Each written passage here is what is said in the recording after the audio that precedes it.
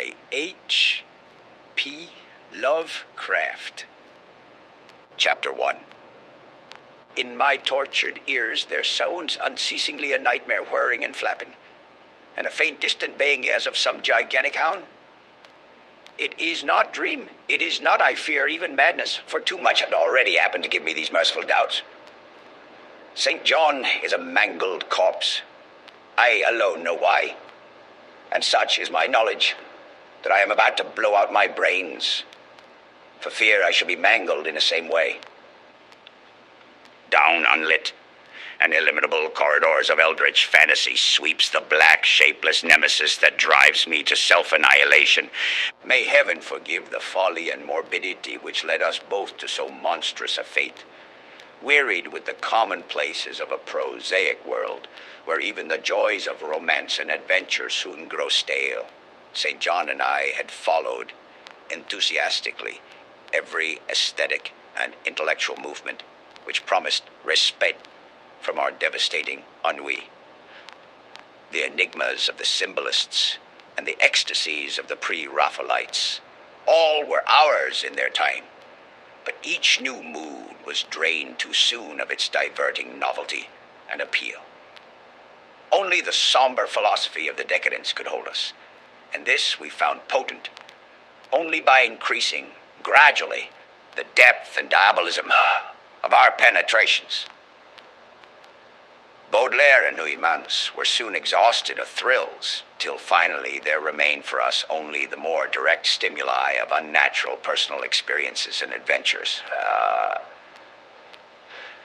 It was this frightful emotional need which led us eventually to that detestable course which, even in my present fear, I mention with shame and timidity. That hideous extremity of human outrage, the abhorred practice of grave robbing. I cannot reveal the details of our shocking expeditions, or catalogue even partly the worst of the trophies adorning the nameless museum we prepared in the great stone house where we jointly dwelt, alone and servantless. Our museum was a blasphemous, unthinkable place where with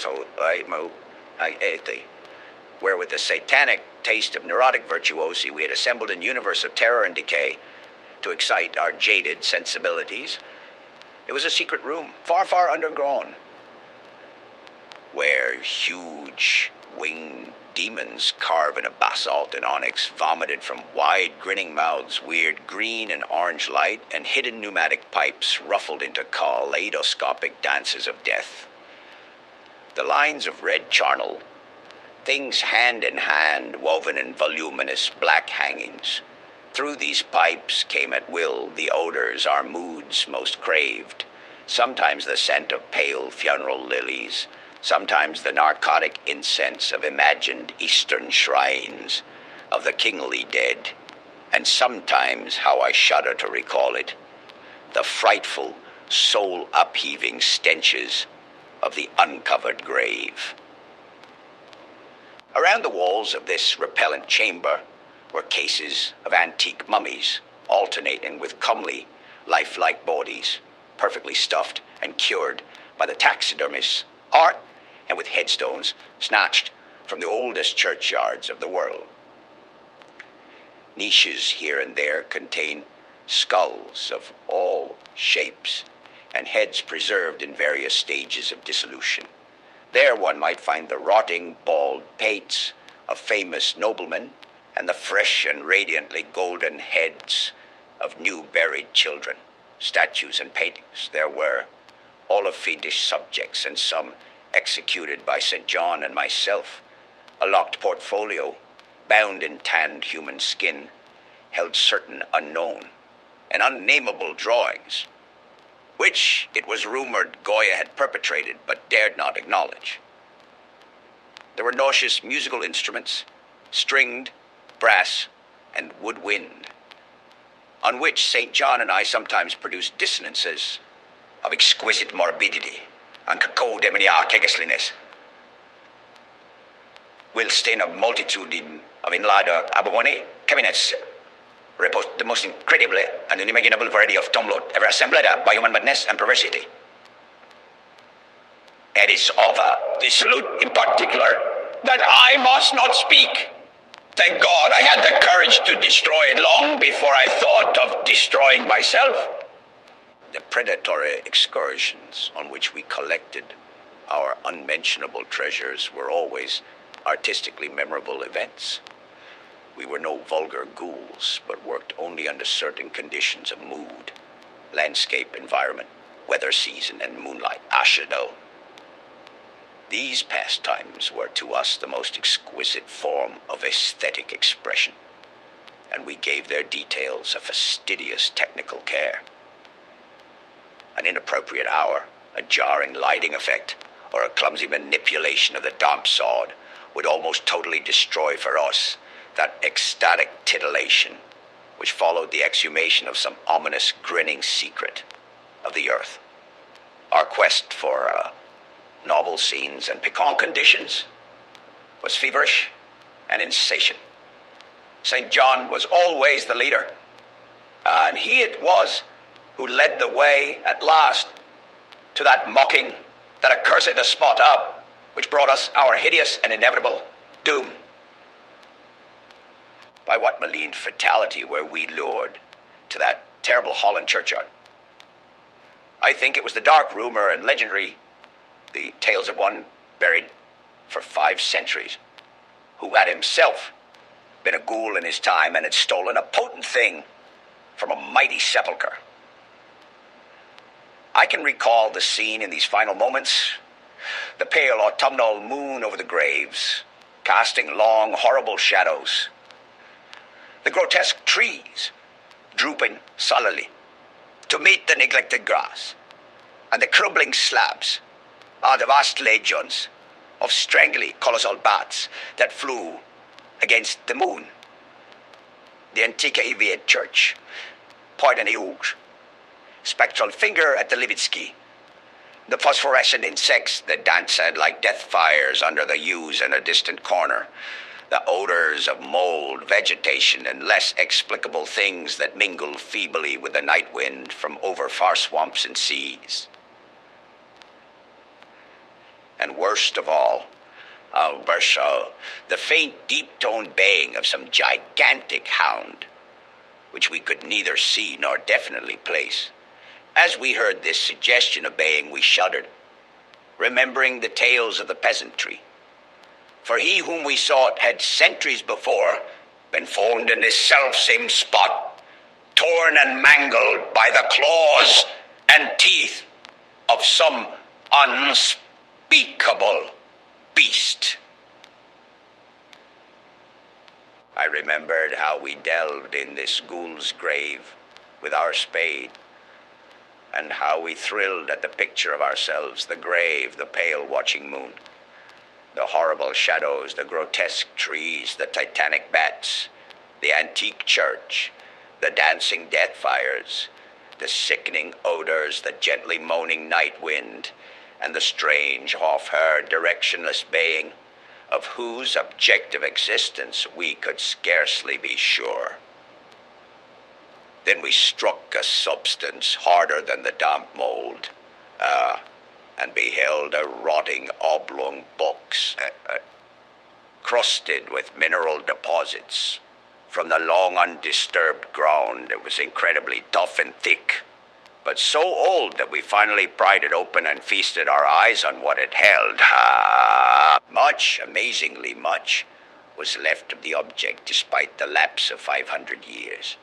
The skeleton, though crushed in places by the jaws of the thing that had killed it, held together with surprising firmness, and we gloated over the clean white skull and its long, firm teeth and its eyeless sockets that once had glowed with a charnel fever like our own.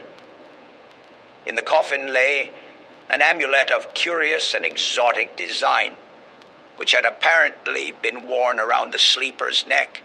It was the oddly conventionalized figure of a crouching winged hound or sphinx with a semi-canine face, and was exquisitely carved in antique oriental fashion from a small piece of green jade. The expression on its features was repellent in the extreme, savoring at once of death, bestiality, and malevolence. Around the base was an inscription in characters which neither St. John nor I could identify. And on the bottom, like a maker's seal, was graven a grotesque and formidable skull. Immediately upon beholding this amulet, we knew that we must possess it, that this treasure alone was our logical pelf from the centuried grave. Even had its outlines been unfamiliar, we would have desired it. But as we looked more closely, we saw that it was not wholly unfamiliar. Alien it indeed was to all art and literature which sane and balanced readers know, but we recognized it as the thing hinted of in the forbidden Necronomicon of the mad Arab Abdul al-Hazred. They, the ghastly soul symbol of the corpse-eating cult of inaccessible Leng in Central Asia. All too well did we trace the sinister lineaments described by the old Arab demonologist. Lineaments, he wrote, drawn from some obscure supernatural manifestation of the souls of those who vexed and gnawed at the dead. Seizing the green jade object, we gave a last glance at the bleached and cavern-eyed face of its owner, and closed up the grave as we found it. As we hastened from that abhorrent spot, the stolen amulet in St. John's pocket, we thought we saw the bats descend and in a body to the earth we had so lately rifled, as if seeking for some cursed and unholy nourishment. Aye, but the autumn moon shone weak and pale, and we could not be sure. So too, as we sailed the next day away from Holland to our home, we thought we heard the faint, distant baying of some gigantic hound in the background. But the autumn wind moaned sad and wan, and we could not be sure. Chapter 2. Less than a week after our return to England, strange things began to happen. We lived as recluses, devoid of friends, alone and without servants, in a few rooms of an ancient manor house on a bleak and unfrequented moor, so that our doors were seldom disturbed by the knock of the visitor. Now, however, we were troubled by what seemed to be frequent fumblings in the night, not only around the doors, but around the windows also, upper as well as lower. Once we fancied that a large, opaque body darkened the library window when the moon was shining against it, and another time we thought we heard a whirring or flapping sound not far off. On each occasion, investigation revealed nothing, and we began to ascribe the occurrences to imagination alone. That same curiously disturbed imagination, which still prolonged in our ears the faint far-baying we thought we had heard in the Holland churchyard. The jade amulet now reposed in a niche in our museum, and sometimes we burned strangely scented candles before it. We read much in Al-Hazred's Necronomicon about its properties and about the relation of ghouls' souls to the objects it symbolized, and were disturbed by what we read. Then terror came. On the night of September 24th, I heard a knock at my chamber door. Fancying it St. John's, I bade the knocker enter, but was answered only by a shrill laugh. There was no one in the corridor. When I aroused St. John from his sleep, he professed entire ignorance of the event and became as worried as I. It was that night that the faint, distant baying over the moor became to us a certain and dreaded reality. 4 days later, whilst we were both in the hidden museum, there came a low, courteous scratching at the single door which led to the secret library staircase. Our alarm was no divided, for besides our fear of the unknown, we had always entertained a dread that our grisly collection might be discovered.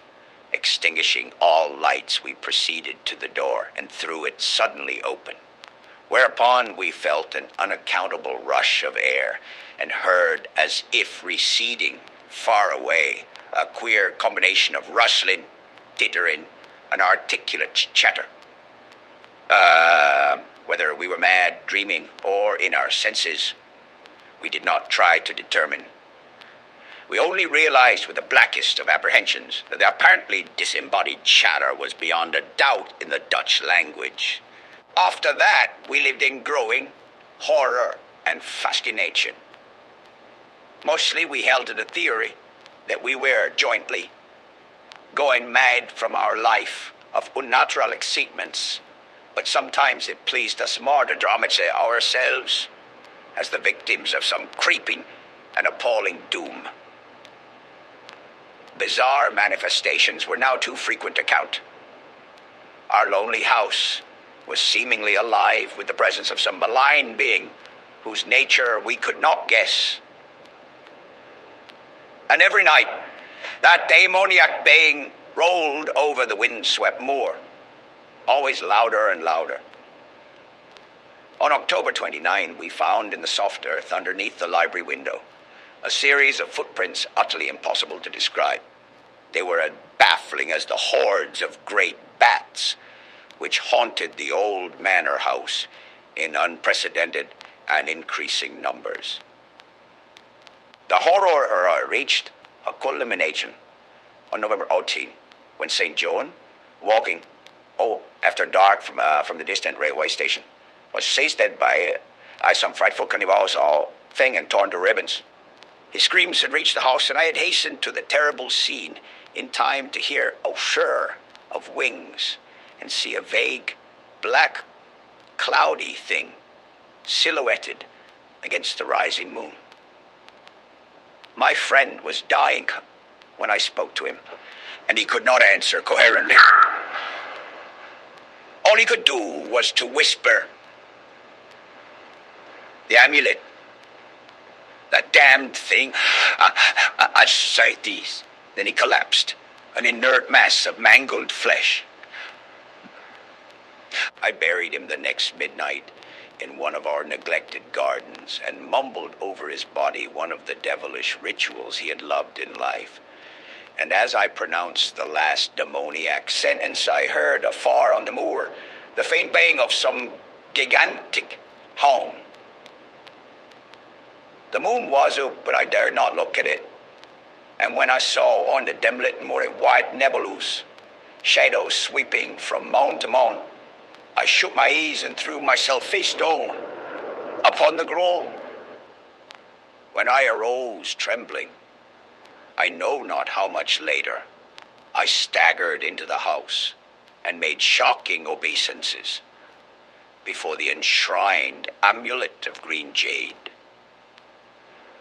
Being now afraid to live alone in the ancient house on the moor, I departed on the following day for London, taking with me the amulet after destroying by fire and burial the rest of the impious collection in the museum. But after 3 nights, I heard the baying again, and before a week was over, felt strange eyes upon me whenever it was dark. One evening, as I strolled on Victoria Embankment for some needed air, I saw a black shape obscure one of the reflections of the lamps in the water. A wind stronger than the night wind rushed by, and I knew that what had befallen St. John must soon befall me. The next day, I carefully wrapped the green jade amulet and sailed for Holland. What mercy I might gain by returning the thing to its silent, sleeping owner, I knew not, but I felt that I must at least try any step conceivably logical. What the wound was, and why it pursued me, were questions still vague. But I had first heard the baying in that ancient churchyard, and every subsequent event, including St. John's dying whisper, had served to connect the curse with the stealing of the amulet. Accordingly, I sank into the nethermost abysses of despair when, at an inn in Rotterdam, I discovered that thieves had despoiled me of this sole means or of salvation. The baying was loud that evening, and in the morning I read of a nameless deed in the vilest quarter of the city. The rabble were in terror, for upon an evil tenement had fallen a red death beyond the foolish previous crime of the neighborhood. In a squalid thieves' den, an entire family had been torn to shreds by an unknown thing, which left no trace. And those around had heard, all night, above the usual clamor of drunken voices, a faint, deep, insistent note, as of a gigantic hound. So at last I stood again in that unwholesome churchyard, where a pale winter moon cast hideous shadows, and leafless trees drooped sullenly to meet the withered, frosty grass and cracking slabs, and the ivied church pointed a jeering finger at the unfriendly sky, and the night wind howled maniacally from over frozen swamps and frigid seas. The baying was very faint now, and it ceased altogether as I approached the ancient grave I had once violet, and frightened away an abnormally large horde of bats which had been hovering curiously around it. I know not why I went thither unless to pray, or gibber out insane pleas and apologies to the calm white thing that lay within. But whatever my reason, I had taked the half-frozen sword with a desperation, partly mine and partly that of a dominating will outside myself. Excavation was much easier than I expected, though at one point I encountered a queer interruption, when a lean vulture darted down out of the cold sky and picked frantically at the grubby earth until I killed him with a blow of my spade. Finally, I reached the rotting oblong box and removed the dampney truskova. This is the last rational act ever performed, for crouched within that centuried coffin, embraced by a close-packed nightmare retinue of huge, sinewy sleeping bats, was the bony thing my friend and I had robbed, not clean and placid as we had seen it then,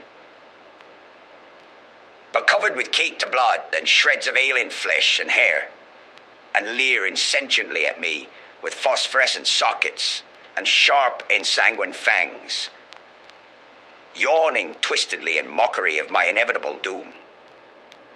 And when it gave from those grinning jaws a deep sardonic bay, as of some gigantic hound, and I saw that it held in its gory, filthy claw the lost and fateful amulet of green jade, I merely screamed and ran away idiotically, my scream soon dissolving into peals of hysterical laughter. Madness rides the star wind. Claws and teeth sharpened on centuries of corpses, dripping death astride a bacchanale of bats from night-black ruins of buried temples of Belial.